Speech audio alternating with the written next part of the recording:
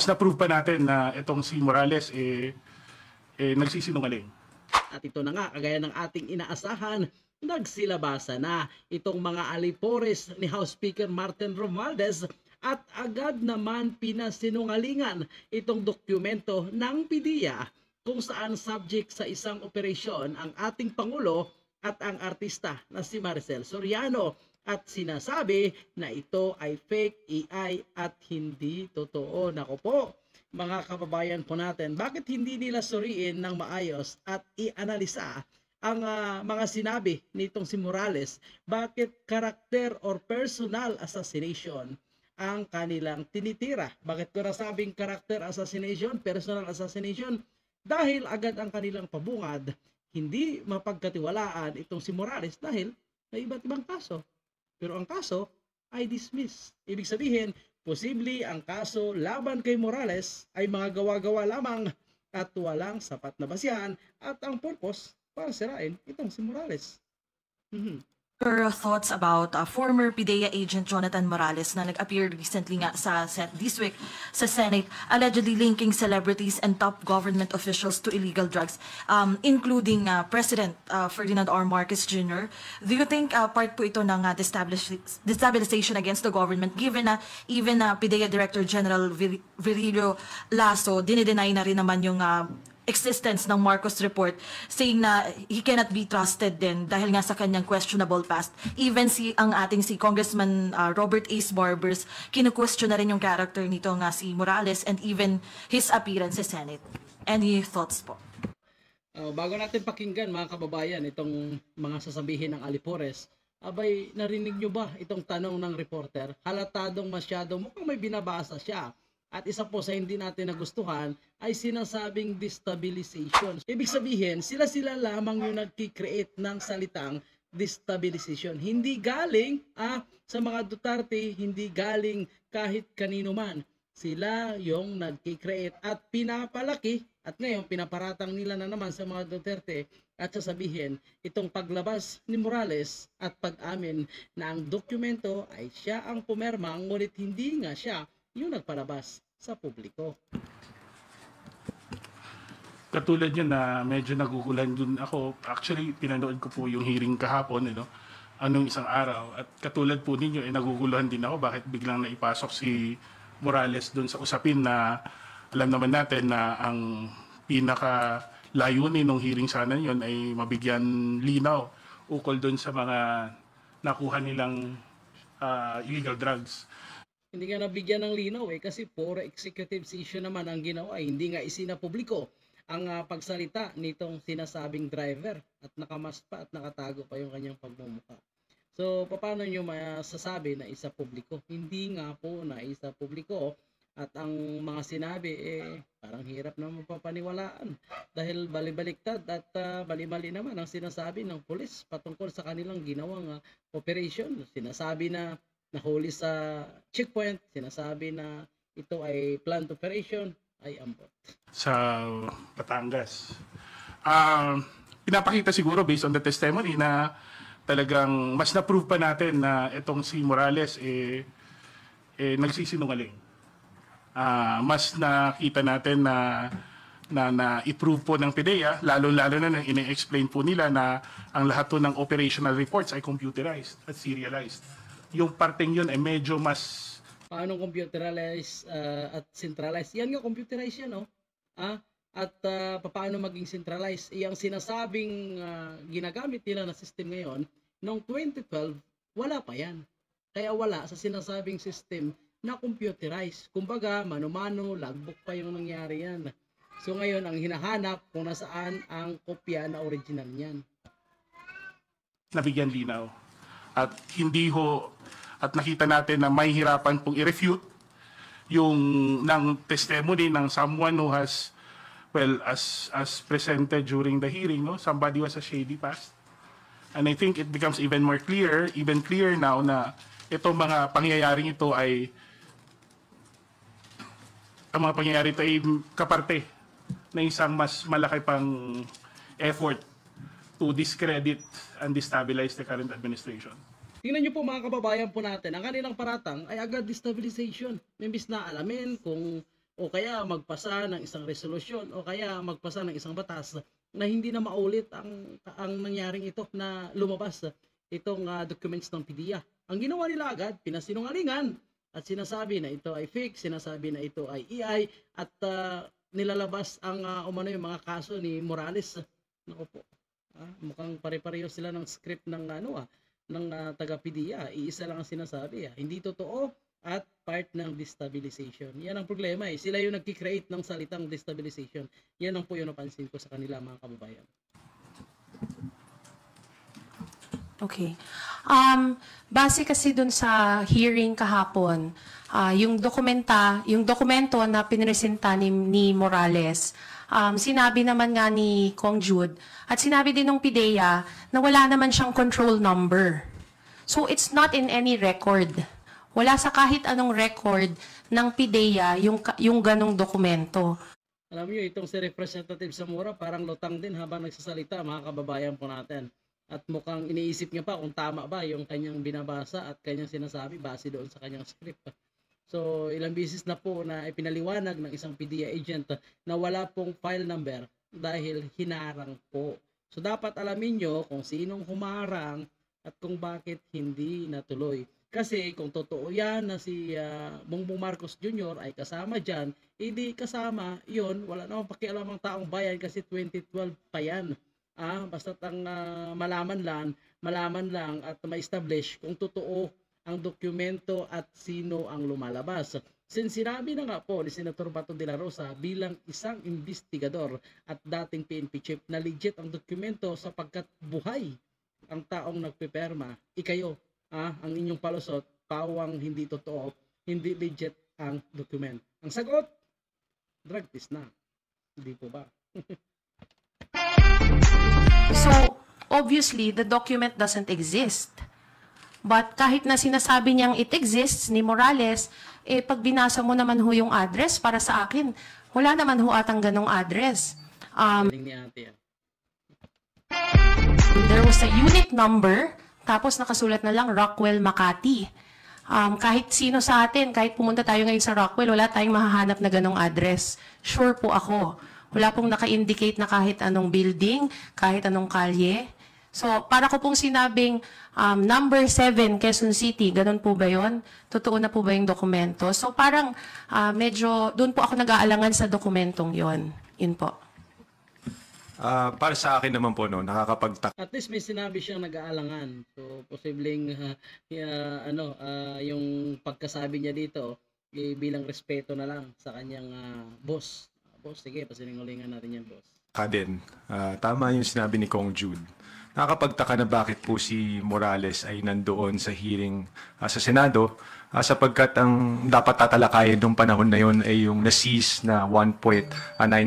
So, ibig sabihin mga kababayan, ang House of Representatives ay hindi interesado sa lumabas na dokumentong ito. Kasi unang-una, sinasabi po nila dito, bakit nandun si Morales? Bakit hindi imbestigahan yung mga ganitong klaseng nag-leak na dokumento?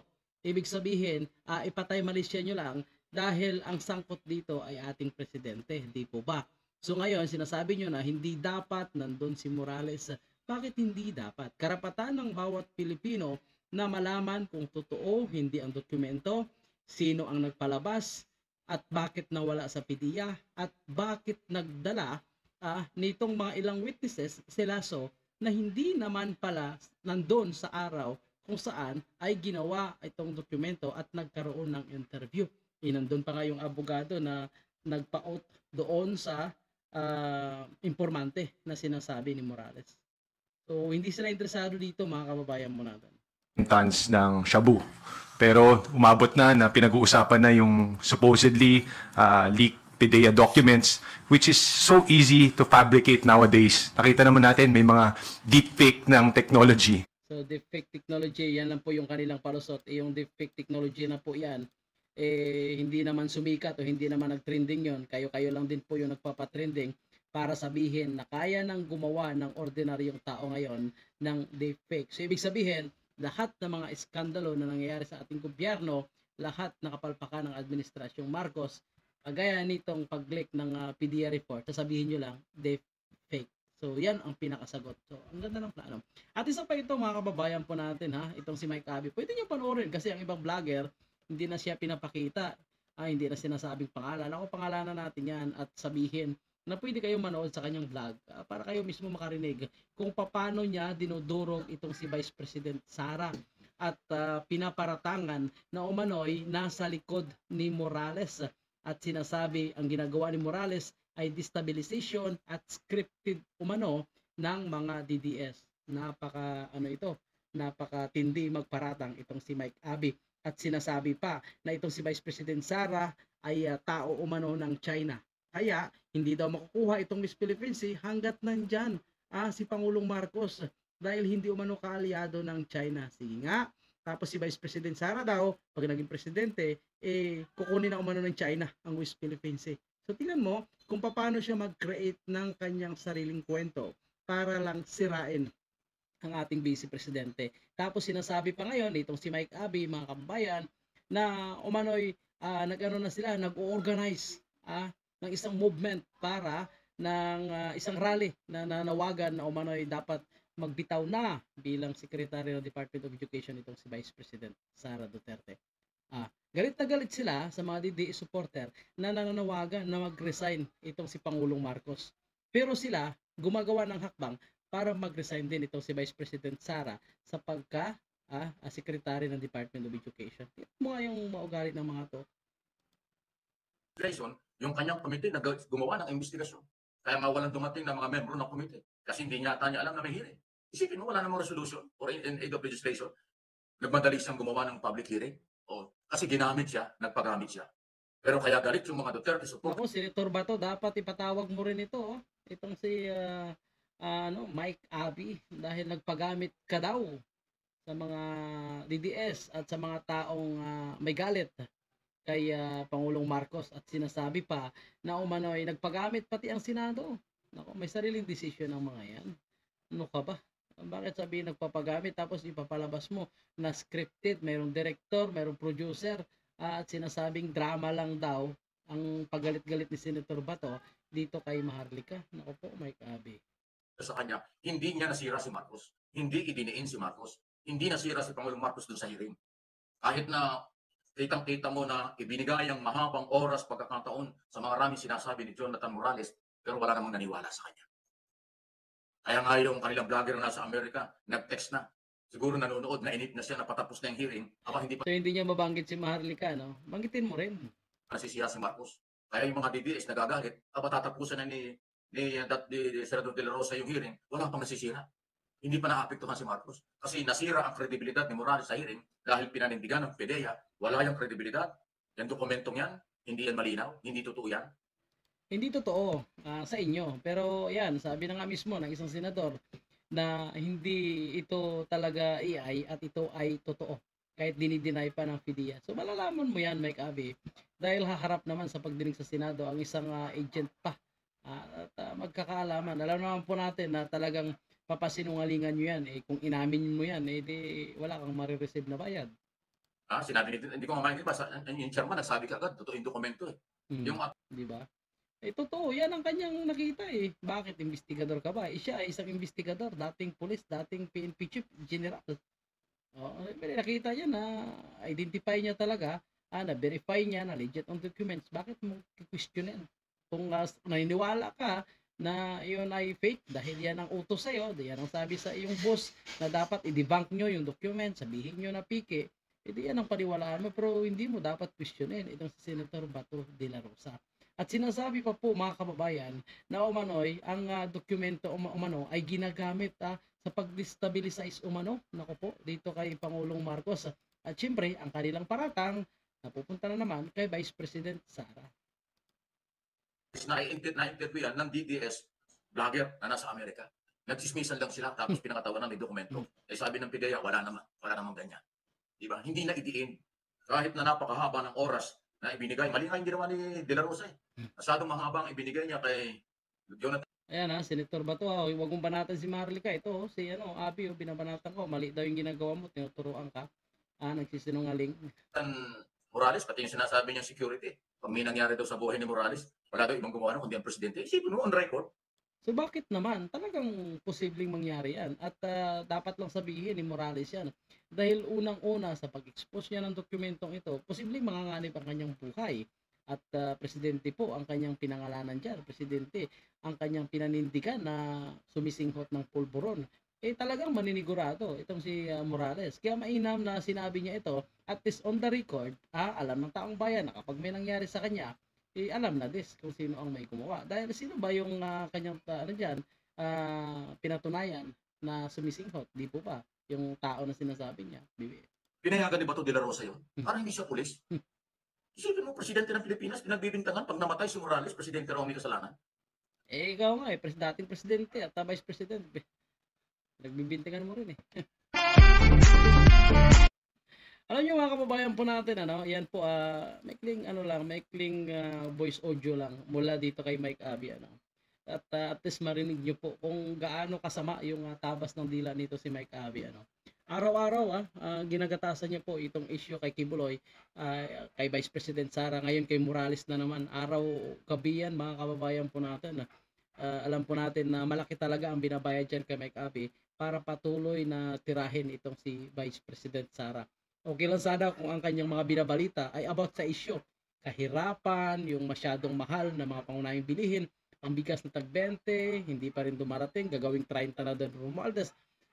Hindi naman Dati maganda yung binabalita ni Mike Abby about sa news Yung kung ano po yung mga latest news update sa ating bansa. Yun ang binabalita niya pinakapalo ako niyan dati Pero nabigla ko nung parang nahiwa na nga, nahati na itong Unitem.